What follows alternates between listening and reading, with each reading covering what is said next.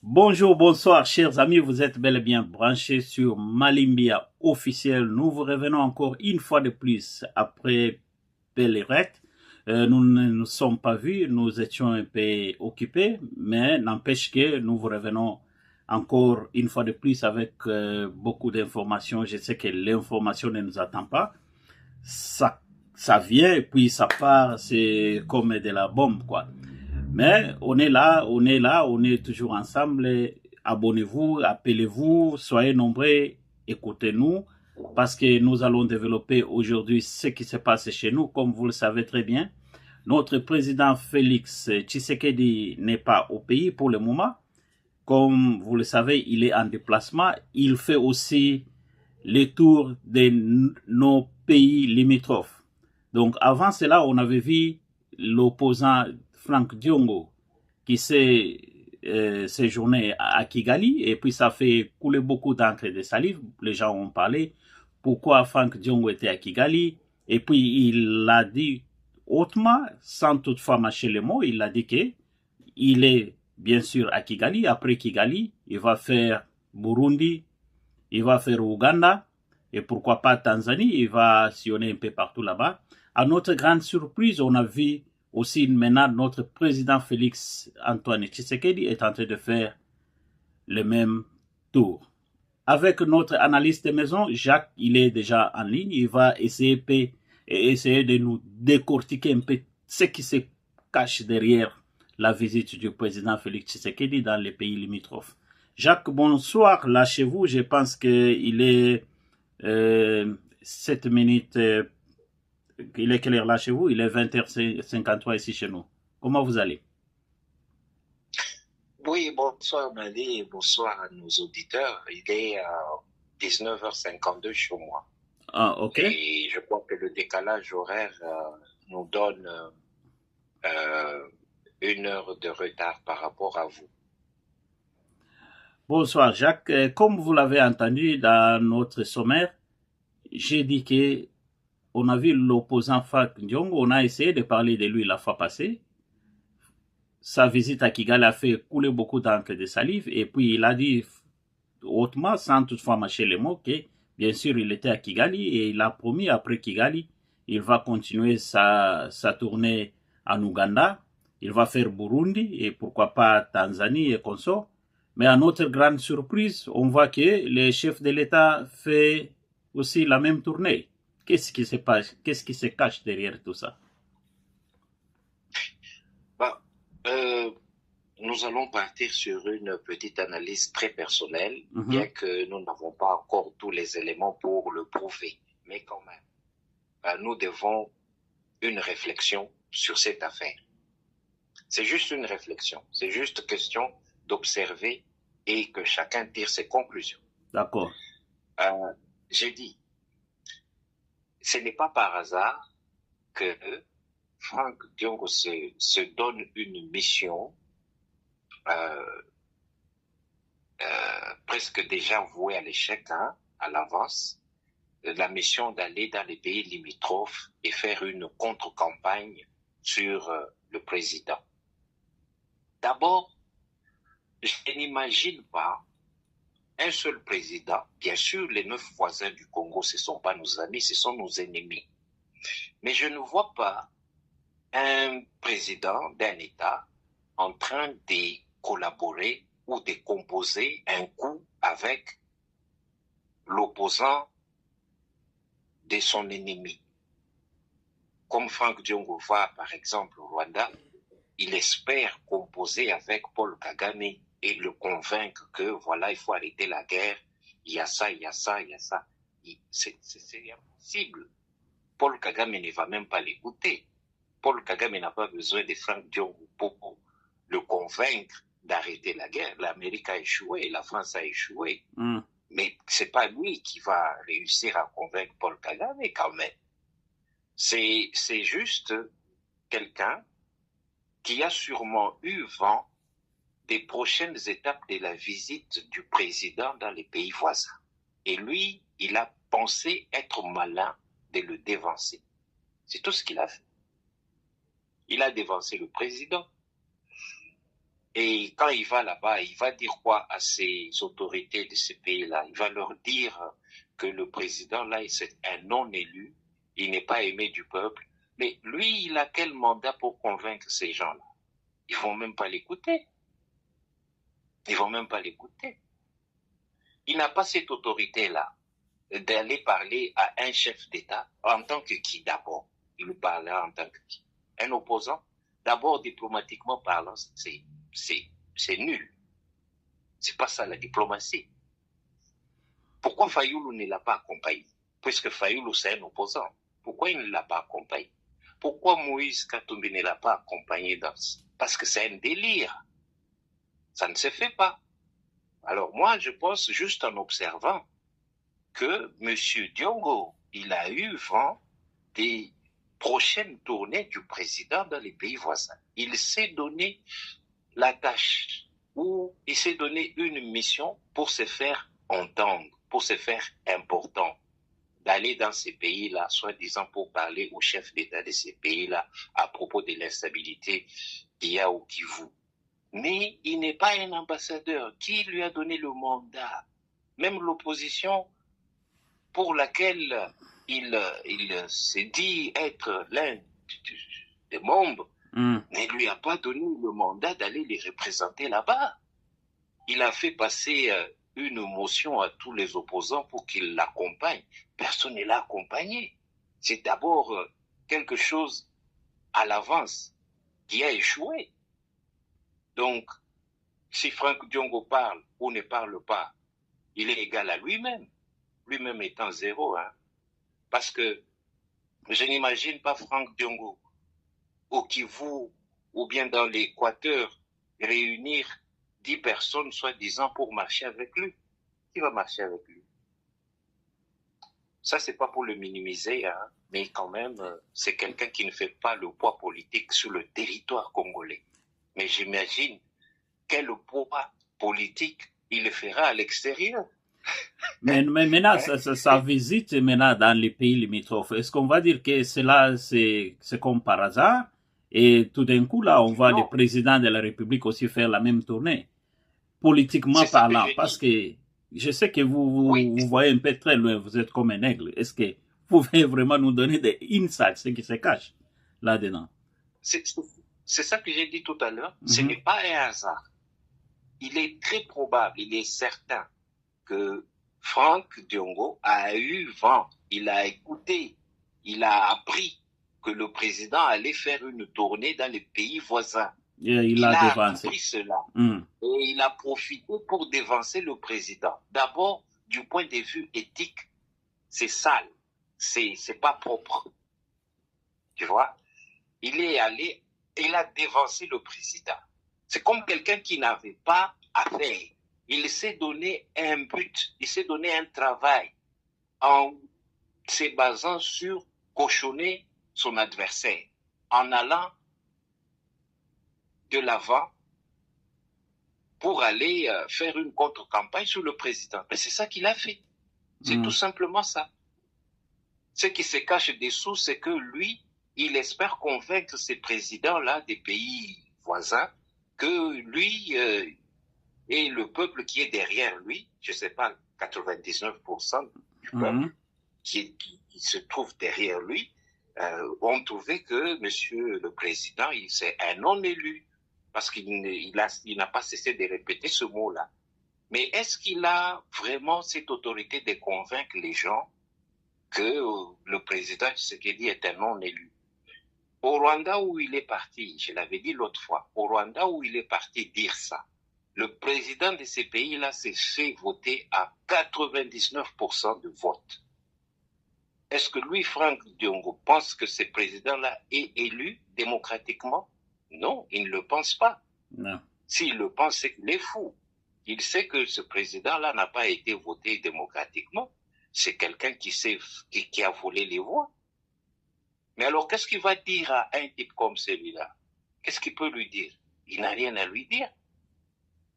Il n'a rien à lui dire. Sinon, que lui aussi, il a perdu la tête comme ce président-là qu'il est allé visiter là-bas. Il doit avoir perdu sa tête. Sinon, c'est pas normal.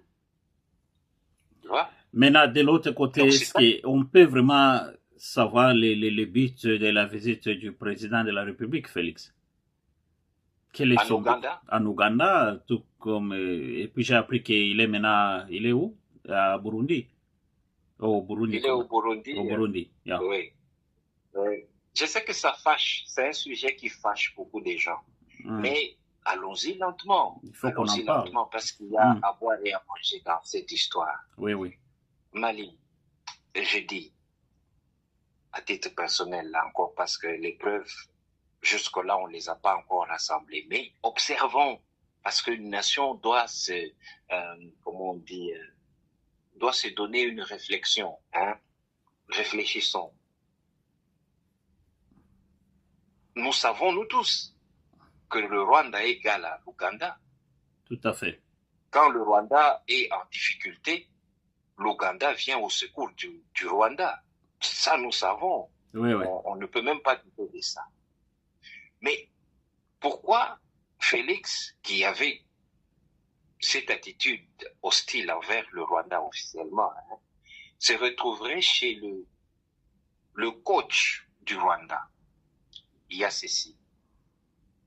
Depuis un certain temps, les FARDC se préparent pour faire une attaque massive sur l'Est de la RDC.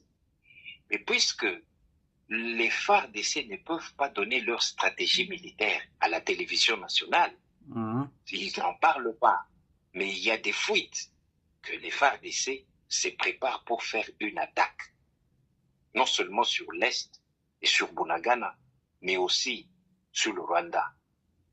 Parce que nous avons toutes les bonnes raisons d'attaquer le Rwanda.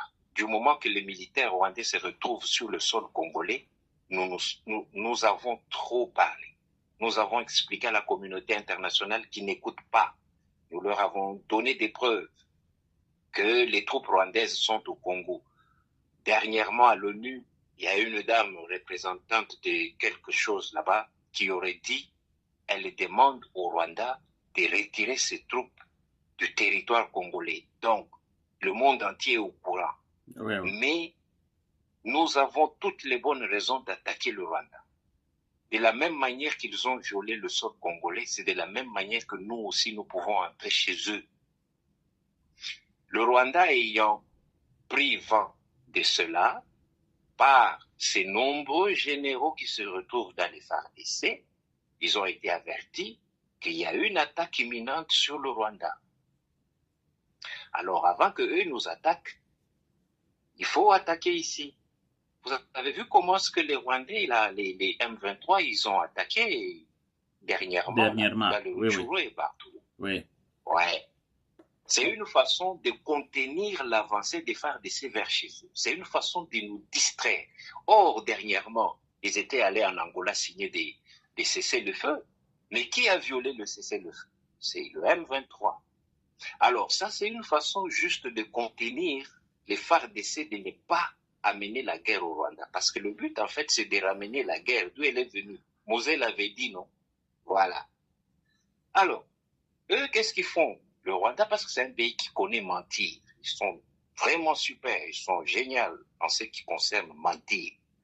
Ils ont sûrement dit aux parrains, parrain, fais-le venir chez toi pour lui parler raison.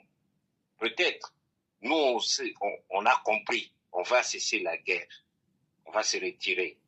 Mais s'il vient, tu lui dis ça, c'est bon, on se retire. Mais comme on le connaît, il ne viendra pas. Quand il ne va pas venir, alors toi, tu nous envoies les troupes, on l'attaque. Le Rwanda fait la course à la montre. Ils évitent que la guerre arrive chez eux. Tu vois, parce qu'ils ont appris, ils ont compris que maintenant, là, le Congo va amener la guerre chez eux. Ils évitent ça. Alors, si Félix n'était pas allé à l'invitation de Museveni, le Rwanda allait dire, ah, on vous avait dit non, le type, il n'est pas prêt pour la paix, il ne va pas venir. Amener seulement les militaires, nous, on va l'attaquer ici. Tu vois? Parce que le M23 est devenu faible. C'est pourquoi ils avaient besoin des troupes de Museveni. Mais Museveni aussi, étant vieux et tout ça, il ne veut plus aider le Rwanda. Je vais te dire pourquoi. Museveni ne veut plus aider le Rwanda parce que, il y a quelques mois, Paul Kagame avait suspendu 100 généraux. Vous vous rappelez? Oui, oui. Ces 100 généraux-là, ce sont ces hommes de main qui l'ont amené au pouvoir. Quand il a pris le pouvoir, ce sont ces gens-là qui l'ont amené au pouvoir. Et parmi ces gens-là, il y a des Ougandais. Ah bon? Alors, quand il les a suspendus parce qu'il a appris qu'il préparait un coup d'État contre lui, ça n'a pas plu au vieux Museveni. Parce que ces généraux-là, ils sont même interdits de quitter le territoire. C'est sûr que parmi les 100, il y a quelques-uns qui ont réussi à arriver en Ouganda. Mais alors là, ça n'a pas plu à Museveni. Maintenant, Museveni s'était senti, tu vois, comme on dit, dos contre le mur, de rester fidèle au Rwanda ou bien d'écouter Félix. Mais imagine si Félix n'était pas allé. Museveni allait dire, bon, après tout, Kagame a raison, regarde, le type n'est pas venu. Maintenant que le président, ce qu'il dit, le stratège, comme il est dit lui-même, il est allé là-bas, il a pris un gros risque. Il n'est pas allé seul. S'il était allé seul, ça allait être grave. Mais qu'est-ce qu'il a fait? Il est allé avec le chef d'état-major, il est allé avec son cabinet, ils sont allés tous là-bas. Mais la grande erreur que le président a commise, c'était celle de laisser Sama Lukonde. Il ne fallait pas que Sama Lukonde reste à Kinshasa, il fallait aller avec lui. Parce que s'il y avait eu attaque sur l'avion du président, ben nous aurions aujourd'hui Sama Lukonde comme le président de la République. Or, Sama Lukonde, il n'est pas populaire, hein? C'est quelqu'un qui est populaire dans son petit coin. Alors, maintenant que le Congo, maintenant que le président est allé répondre à l'appel de Museveni, il n'y a plus raison que le Rwanda refuse de retirer ses troupes. Il n'y a plus raison. Ils sont obligés maintenant de retirer leurs troupes. Mais le Rwanda est têtu. Ils ne le feront pas. Il y aura une guerre. Ça, c'est sûr. De la manière que les choses évoluent, là, il y aura une guerre. Mais qu'est-ce qui fait que la RDC n'attaque pas seulement le Rwanda et en finir une fois pour toutes? C'est ça la question que tout Congolais qui se respecte se pose. Ils vont le faire, ça c'est sûr. C'est imminent pour le moment. Peut-être que pour un peu laisser l'adversaire perdre contrôle, parce que maintenant l'adversaire il est sur ses gardes. C'est sûr que le Rwanda aussi s'est préparé, parce qu'ils se disent, bon, ils vont nous attaquer incessamment. Mais c'est bien quand même. C'est bien qu'aujourd'hui, le Congo soit arrivé au point de donner aussi des cauchemars au Rwanda.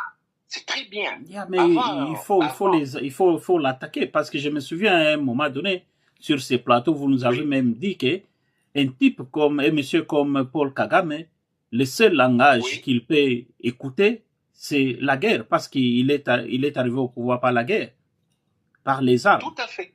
C'est le seul langage. Donc, tout ce que le président est en train de faire, des va-et-vient là-bas, donc des histoires diplomatiques là, ça, il ne va pas écouter. Non, il ne va pas écouter, c'est vrai. Mais c'était une stratégie. C'était un piège qu'on aurait tenté au président. S'il avait refusé d'y aller, en tout cas, tout le monde allait dire, voilà, il n'est pas coopératif. Il a refusé de venir, donc c'est quelqu'un qui ne va pas changer. Il veut la guerre. Et si on l'attaque, on va l'attaquer avec une bonne raison, comme quoi il a refusé de venir pour parler de paix. Tu vois? Alors, il fallait qu'il y aille. Ce n'était pas vraiment pour son intérêt à lui, mais c'était pour la République. Il y est parti. Et il n'est pas parti seul, c'est ça qui est bien. Il est allé avec tout un cabinet. Ça, c'est très bien. Parce que là, ça ne sera pas un arrangement de Museveni et Félix, mais c'est un engagement d'un État avec un État. C'est pourquoi il est allé avec les autorités du pays. C'est très bien comme geste, mais je vais vous dire, C'est pas Félix qui a demandé à aller voir Museveni, c'est Museveni qui l'a invité. Ah bon? C'est que quelque part, oui, c'est que quelque part, il commence à comprendre le langage. Tu vois, ils ont senti l'odeur de la guerre. Même Museveni ne veut pas que le Congo attaque le Rwanda, il ne veut pas, parce qu'il connaît que quand il y aura un renversement de pouvoir, par exemple, les Tutsis vont fuir, ils vont aller où? Ils vont pas aller au Congo, mais ils savent qu'on les tue déjà au Congo. Pourquoi tu penses qu'ils vont faire comme en 94? Ils vont pas faire ça, ils vont aller en Ouganda. C'est là qu'ils vont aller. Et Museveni, est-ce qu'il veut ça? Non, il veut pas ça. Il veut pas ça. C'est pourquoi il tente lui aussi d'arrêter cette histoire. Museveni ne veut pas qu'on attaque le Rwanda, ça je te garantis. Alors, Félix, en fait, se rendait au Burundi. Pourquoi il s'est rendu au Burundi? Parce qu'au Burundi, il y a une réunion de la COMESA. COMESA, c'est une organisation du genre qui favorise le marché commun entre les États de l'Afrique australe et de l'Afrique de l'Est. On appelle ça COMESA. Je ne connais pas très bien la signification en anglais, mais le rôle, c'est celui-là. Ce sont la communauté des États de l'Afrique australe et de l'Est pour l'échange de circulation de biens, tout comme ça. Alors, lui, il s'est rendu à Bujumbura pour assister à cette réunion de la COMESA. Mais il s'est fait que, avant d'y aller, Museveni lui a dit, papa, faites un crochet par ici, faites un transit par ici qu'on cause, et puis je vous laisse partir. Sinon, Mali, je te pose une question.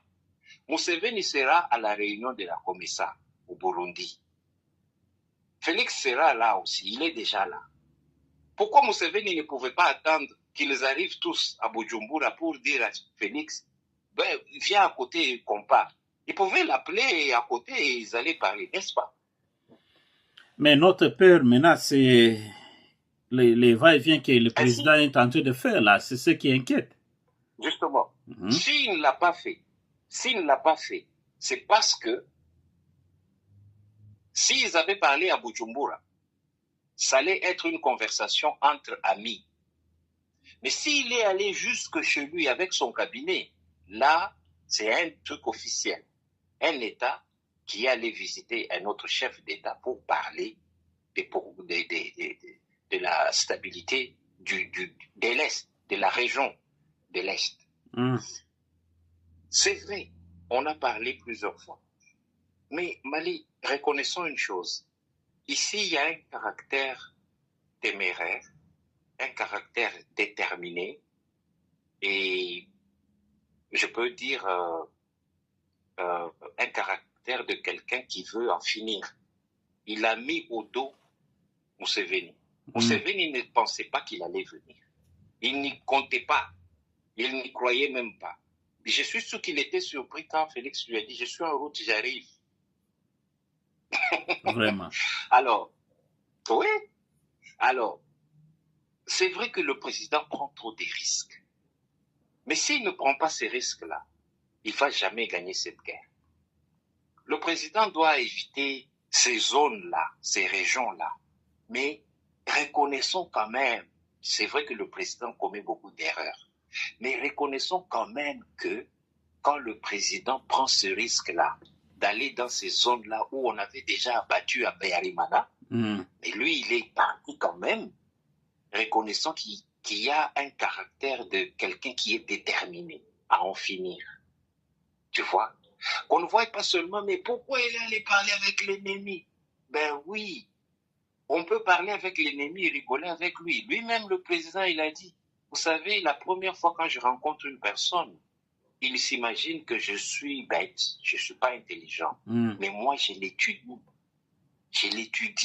je tire beaucoup pour savoir, pour connaître qui il est réellement. Il a dit ça et c'était très sage.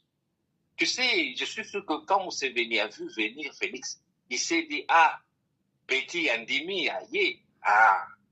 Mais le président sait ce qu'il fait. Je suis sûr que même lui, il est resté tranquille, il s'est dit, non, ce type, il est malin. Il n'est pas venu parce qu'il a peur de moi. Il est venu, vraiment, il m'a mis contre le mur. Il sait ça. Tu sais, quand il est parti de l'Ouganda, qu'est-ce qu'il a dit à Museveni? Je compte beaucoup sur votre sagesse. Est-ce que Museveni est sage? Il n'est pas sage. Non. Ah oui, c'est de l'ironie. Il connaît que Museveni n'est pas sage, mais il lui a dit, je compte beaucoup sur votre sagesse pour terminer cette histoire. Or, le gars n'est pas sage. Même lui, quand il est resté là, il s'est dit, ah, ce type, il m'a démasqué. Il a vu mon jeu, il a compris. Tu vois? Mais nous parlons des Tutsis. Ce pas des gens qui laissent facilement les choses comme ça parce que vous avez parlé. Non, non. Ils vont laisser quand vous allez prendre les armes, quand ils vont écouter le bruit de ce que les armes font là, ben ils vont vous comprendre. Ah, ils vont comprendre. Si ce n'est que parler, il faut bien comprendre. Nous, on peut toujours dire, on peut les attaquer même. Et puis, on replie chez nous. Quand l'ONU nous demande, on leur dit non, c'est pas nous, c'est le M23. Ah, donc que l'ONU s'en charge d'aller attraper le M23 et demander les comptes pourquoi vous avez attaqué le Rwanda. C'est comme ça. Comme eux, ils mentent. Nous aussi, ils nous ont appris, nous devons apprendre à mentir. C'est comme ça qu'on gagnera la guerre. Avec les mêmes armes de l'ennemi, nous les utilisons contre eux. Ça, c'est une bonne tactique. C'est très bien. Ok, voyons voir où est-ce qu'on va aboutir avec ça, parce que ça nous inquiète un peu. Le pays est malade. Et puis avec tout ce qui se passe à l'Est là, et puis on voit le président qui est toujours up and down, il fait des va-et-vient. Et surtout que dans ce côté-là, dans ce pays-là où il va, et puis c'est pas tellement sécurisant. Ça inquiète tout le monde, vraiment. C'est tout un pays vraiment qui l'engage. Et au moment où le président est en train de faire ça, et nos opposants aussi sont calmes, on ne sait pas ce qu'ils sont en train de réfléchir. On a des bruits comme on a eu à entendre que nos opposants étaient à Genève. Bon, ça aussi, on doit quand même récolter toutes les infos possibles avant d'analyser un peu ce qui s'est passé. Mais comme toujours, je ne sais pas jusqu'à quand nos opposants ou nos politiciens vont grandir, parce que ils se sont réunis. C'est parce qu'ils ont entendu qu'on veut modifier la Constitution. Alors, il faut juste fuir vite à l'Occident là-bas pour aller leur dire que non, il faut dire au président de ne pas modifier la Constitution. Donc, on ne peut pas se prendre en charge et donc il faut juste aller à l'Occident et puis leur demander d'intervenir. Jusqu'à quand vraiment Mali. Ils vont grandir? Oui. Mali, c'est d'abord une honte de voir des Congolais qui vont en Occident demander de l'aide ou demander à ce que l'Occident intervienne dans les affaires internes du pays. Oui. C'est une telle honte que vous dites à ces gens-là que vous avez été des esclaves. Vos arrière-grands-parents ont été nos esclaves. Nous n'avons pas besoin que vous veniez en Afrique nous enchaîner pour nous amener esclaves chez vous. Mais nous venons nous-mêmes de notre propre gré. Nous demeurons esclaves à jamais. Nous venons chez vous. Mali, l'Angola, notre pays voisin, le président a changé la constitution. Est-ce que vous avez entendu du bruit? Non. Non, il a changé la constitution calmement. Le Burundi, là où se trouve le président actuellement, ils ont changé la constitution. Est-ce que vous avez vu le peuple burundais faire du bruit? Est-ce que vous allez me dire que ces gens-là ne sont pas dans un pays démocratique? Mais ils sont tous, ils ont la démocratie chez eux, mais ils ont changé la constitution. Et je vous invite à suivre ce que le ministre Liaou a dit sur ces sujets-là. C'est long, mais en bref, il explique très bien que des pays comme les États-Unis, la France, la Belgique, l'Allemagne, les pays que nous respectons, que nous craignons, nous en tant que Congolais, ces pays-là, ils ont changé leur constitution, ils ont revu certains articles qui étaient dans la constitution. Je crois qu'il y a un pays, j'ai oublié lequel, qui a changé, qui a fait des amendements dans la constitution 23 fois. Quand ce sont ces pays-là qui font des changements dans leur constitution ou qui la changent carrément, c'est normal. Il faut qu'on respecte. Nous, au Congo, on respecte ça. Mais quand on vient vous dire que la Constitution telle qu'elle a été écrite, elle ne donne pas la valeur au peuple congolais. Elle donne de l'importance aux étrangers. Elle couvre les étrangers. Elle a des articles qui disent, par exemple, l'article 217, je crois, qui dit que en cas de problème, une partie du Congo peut être cédée à l'Afrique. C'est quoi que les opposants congolais ne comprennent pas? C'est quoi qu'ils ne comprennent pas? À moins qu'ils soient eux-mêmes étrangers, c'est pourquoi ils se battent. Mais si ce n'est qu'un Congolais de père et de mère, comme moi, je ne pense pas qu'un Congolais normal va accepter qu'une partie de son territoire soit cédée comme Minembwe, comme Minembwe, soit cédée à une communauté, parce qu'il y a des problèmes, on leur donne cette partie des terres-là. C'est invraisemblable. Président Obasanjo, lorsque Tchibala avait signé, avait accepté que cette constitution-là passe, il a dit à Tchibala, je ne vous comprends pas, je ne parviens pas à réaliser que vous avez accepté de telles bêtises. Obasanjo, il est congolais? Non, il est nigérien. Lui, il a des soucis plus que nous. Il a tellement de soucis qu'il a dit, je ne comprends pas pourquoi vous avez accepté de signer de telles bêtises. Mais nos opposants, soi-disant, vont à Genève, même pas à Kisangani, même pas à Lubumbashi, mais à Genève, encore une deuxième bêtise, pour aller dire, venez nous aider, il y a ça. S'il y a des Congolais qui ne comprennent pas ça, je vous assure que ce ne sont pas des Congolais, ce sont juste des gens qui ont peur parce qu'ils connaissent qu'ils ne sont pas Congolais, ils seront vite démasqués d'ici là.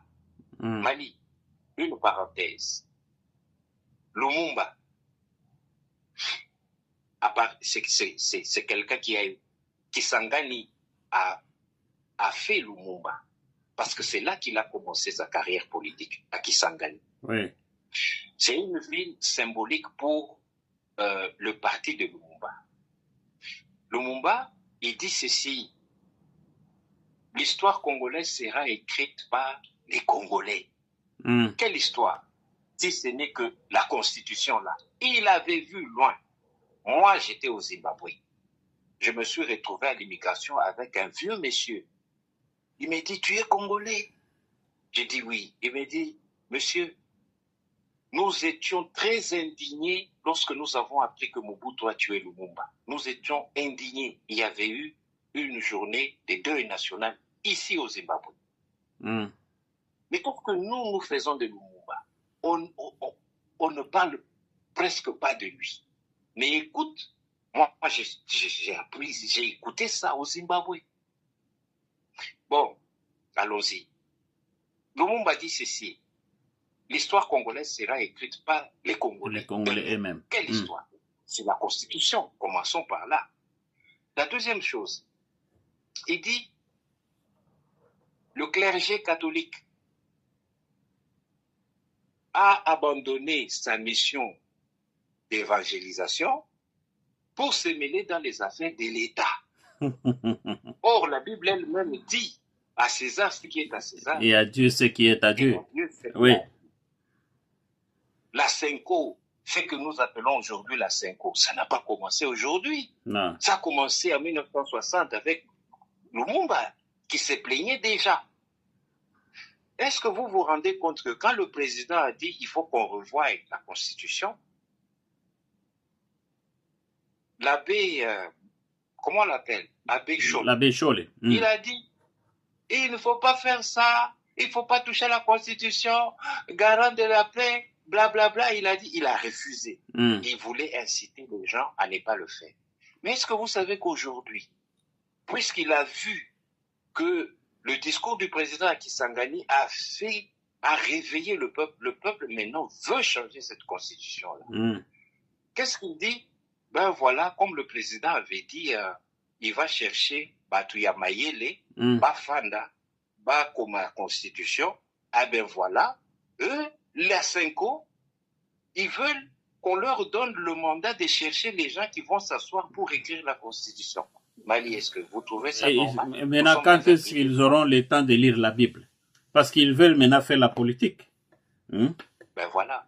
Nous sommes dans un pays de fous. Ces gens-là, ce ne sont pas des catholiques ou des prélats. C'est des malades. C'est des malades. Mais moi, je dis, si le président Félix accepte que parmi les gens qui vont s'asseoir pour écrire la Constitution, que la Cinco soit aussi appelée à dire un mot dedans, je pense que le président, il aura réussi à se rendre impopulaire. Vraiment. S'il le fait, c'est que le président Tshisekedi, il n'a pas sa tête, vraiment, il doit avoir aussi un petit problème dans sa tête. Tu vois? La Cinco ne doit plus se mêler dans les affaires de l'État. Un point barre. La Cinco doit s'occuper de ses écoles, de ses missions ou de ses églises. C'est tout. C'est tout. Pourquoi la Cinco est trop mêlée dans la politique congolaise? C'est pas normal, ça dure combien? 64 ans? C'est pas normal. Non, mais le président doit mettre fin à ça. Mali, pour terminer, je me rappelle, le président avait dit quoi? Nous allons déboulonner le système. Moi, je n'ai pas de problème avec l'individu Kabila, mais on est là pour déboulonner le système. Je vous explique. Mobutu, c'est lui le créateur de ce système-là. Non, pas le créateur, mais le pionnier. Parce que le système était déjà bien fait par le Belge. Quand ils nous ont laissé l'indépendance, ils nous ont laissé un système.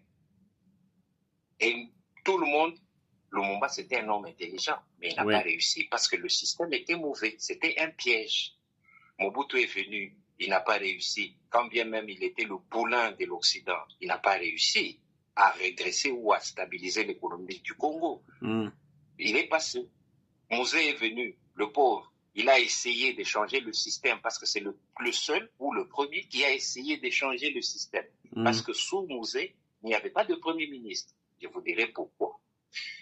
Il a essayé de changer le système, il était vite écarté. Quand son fils revient, lui, il revient avec un système où il y a un premier ministre.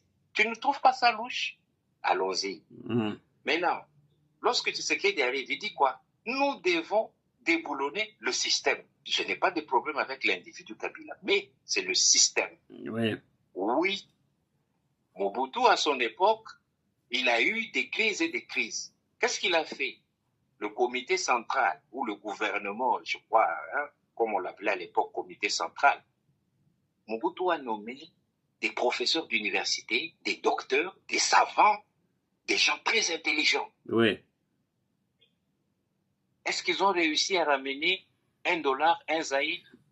Ils n'ont rien réussi. Non. Pourquoi ils n'ont pas réussi? Parce que le système était mauvais. Ils n'ont pas réussi. Le système que les Belges nous avaient laissé, il est mauvais. Mali, la Constitution s'écrit selon les réalités d'un peuple. D'un peuple, tout à fait. Ce n'est pas un autre peuple occidental qu'il soit qui va écrire une Constitution pour un peuple qui vit en Afrique. C'est pas possible. Ça ne marchera pas. Regarde, dans le système congolais que nous avions avant la colonisation belge, il y avait ceci.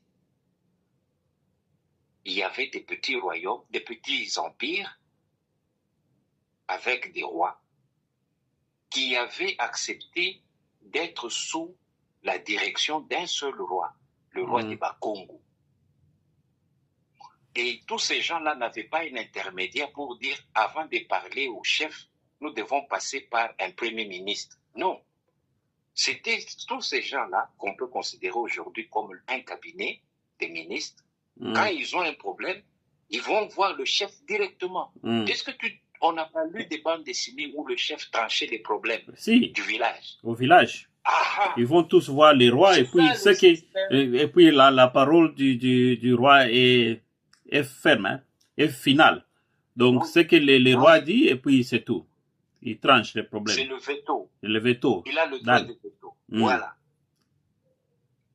C'est ça le système congolais. Nous avons un chef, c'est lui qui décide, c'est lui qui dit il y a ça, il y a ça. Il a ses ministres qui l'écoutent. Si le ministre trouve que non, chef, en plus de ce que vous avez dit là, il faut qu'on ajoute encore un peu, qu'on durcisse un peu nos frontières avec des bases militaires. Ah, le chef dit oui, oui, tu as bien dit. Fais comme tu as dit là. C'est ça. Quand on vous met un premier ministre, c'est-à-dire que on vous freine.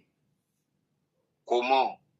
On vous freine parce que on vous dit, ben, vous savez, ce parti-là, ils ont aidé le chef de l'État à faire ça, ça et ça. Il faut qu'on leur donne aussi 2 ministres. On se retrouve avec 54 ministres et un ministre touche $40 000. Et quand il doit payer aussi son cabinet, un ministère arrive à $100 000. Vraiment. Vous en avez 54.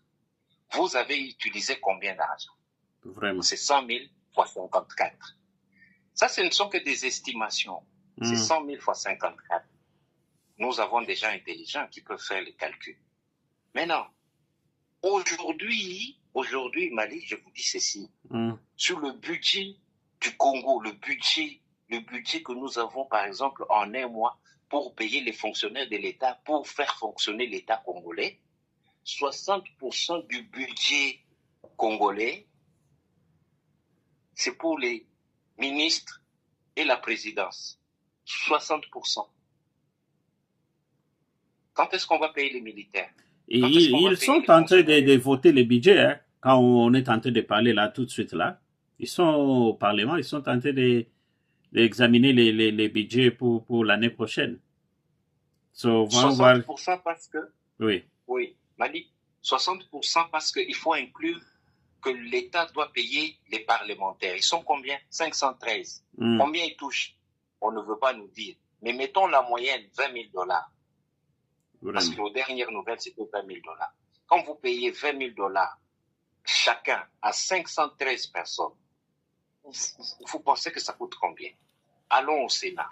Vous payez encore presque le même montant à 110 personnes. Mais l'État reprend 60% sur le budget national. Mais c'est très grave. C'est très grave. Le peuple profite quoi dans ça? Rien. Mais Mali, il y a des pays plus développés de loin que le Congo. Même si les gens aiment dire, mais la Hollande, c'est pas le Congo. Non, imprégnez-vous des bons exemples de la Hollande.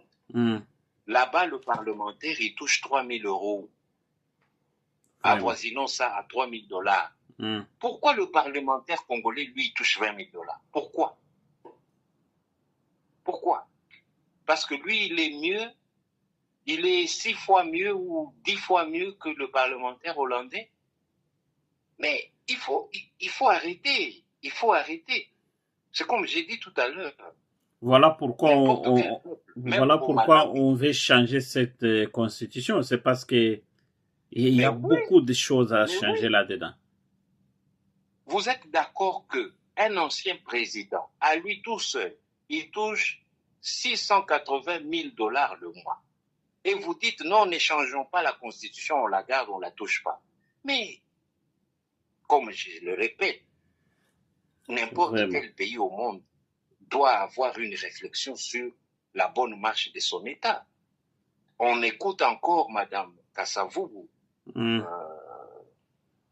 qui raconte des histoires à dormir debout. Celui-là, il est belge. Celle-là, elle est belge. La Constitution, vous n'allez pas la changer parce que vous avez l'intention de rester au pouvoir. Mali, pour terminer la question, je dis ceci. Lorsque vous pensez que Tshisekedi, en changeant la Constitution ou en favorisant une nouvelle Constitution pour gérer le pays, et c'est dans l'intention de rester longtemps au pouvoir. Mais Kabila est resté 18 ans au pouvoir. Qu'est-ce que vous avez fait? Rien. Vous l'avez regardé sans bouger. Mais si Tshisekedi le fait, ou s'il a même l'intention de le faire, mais continuez le système. Mais même si Félix change la constitution, il ne va pas s'éterniser au pouvoir. Il va passer. Et puis cette constitution-là va rester.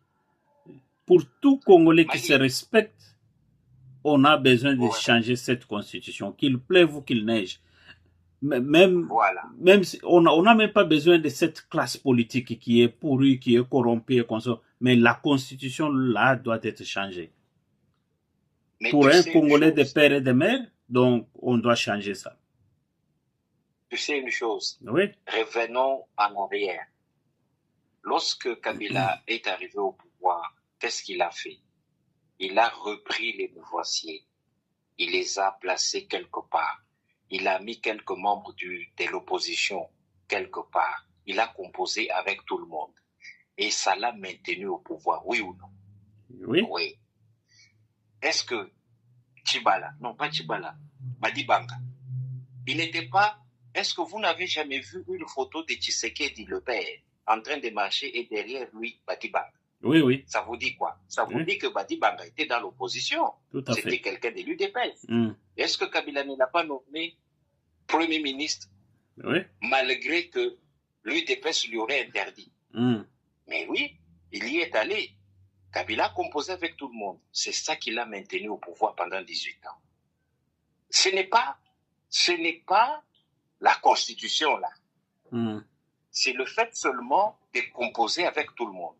Est-ce que vous pensez que Tshisekedi est fou pour ne pas suivre le même chemin? Tu sais ce que Tshisekedi peut faire? Il va dire, ah, l'opposition ne veut pas que je change la constitution. D'accord, elle reste comme ça. Il fait ceci. Fayoulou, viens, Premier ministre. Moïse Katumbi, viens, président du Sénat. Je ne sais pas quelle autre opposition. Oh, Franck Diongo, viens. Mm.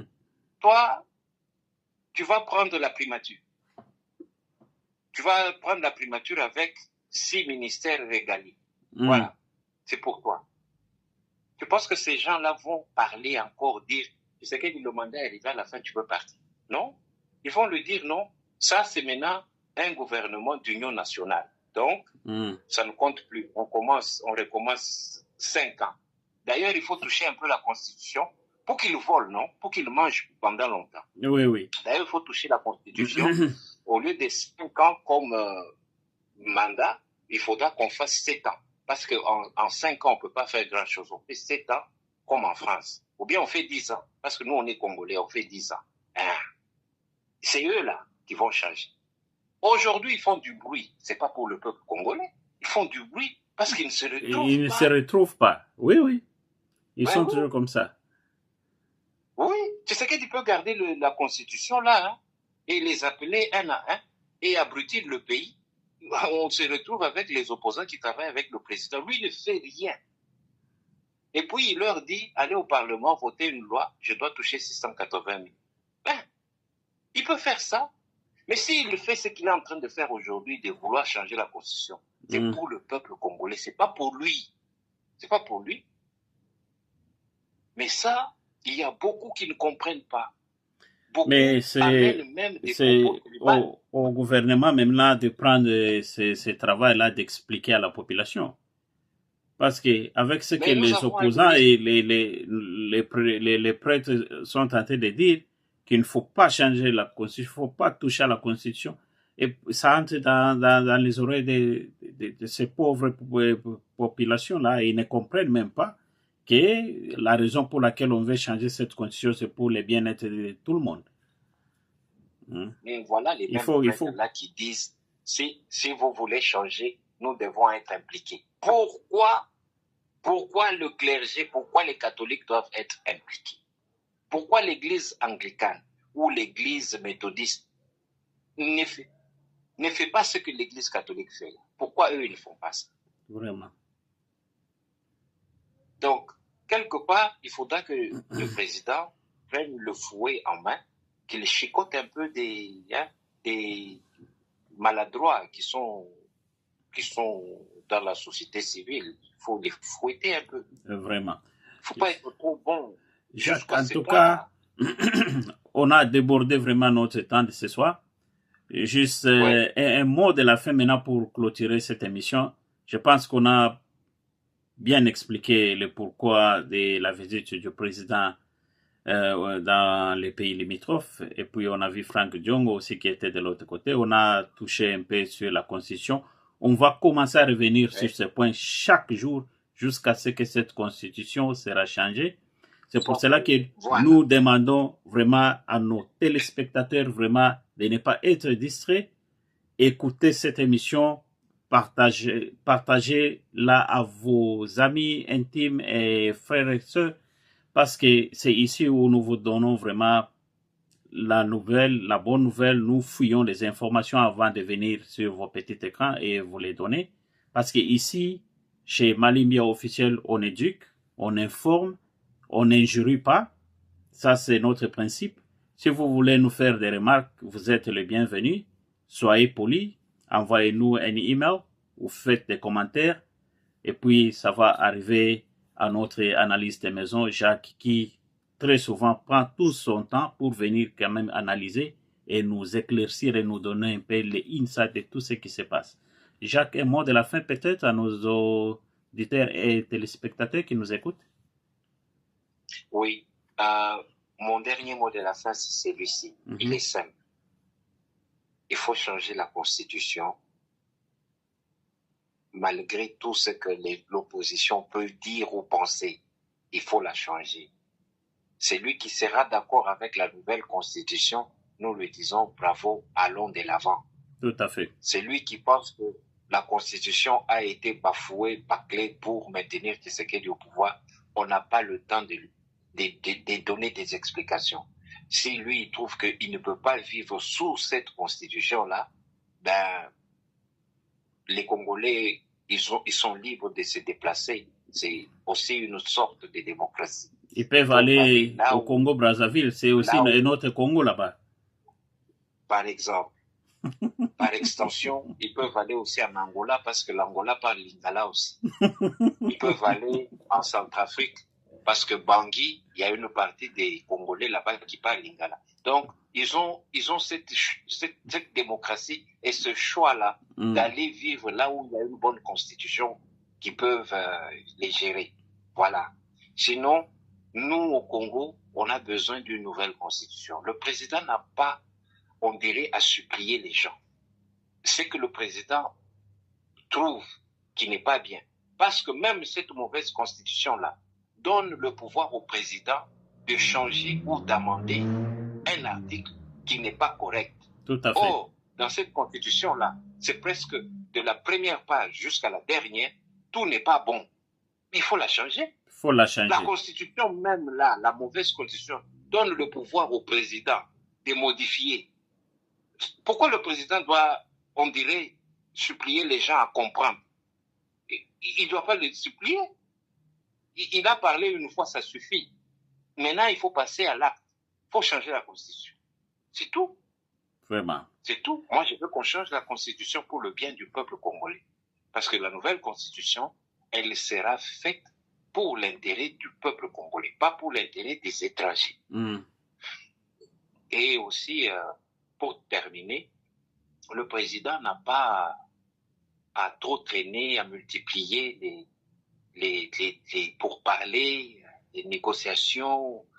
Non, non, non. Pour le moment, le temps des discours est dépassé.